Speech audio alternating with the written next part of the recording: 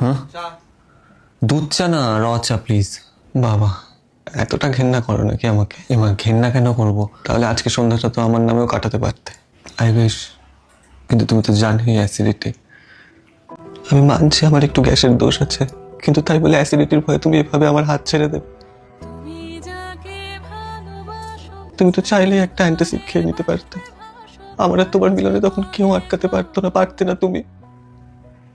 এটুকুও করলে না আমার জন্য। তুমি আমাকে নিয়ে যেতে বারণ করো, আমিও চাই না তুমি যাও, কিন্তু আমাদের এই প্রেম যুদ্ধে বারবার অ্যাসিডিটি জিতে যায়। যদি পারো কোনোদিন একটা অ্যান্টাসিড খেয়ে আমায় ডাক দিও, আমি ওয়েট করব তোমার জন্য।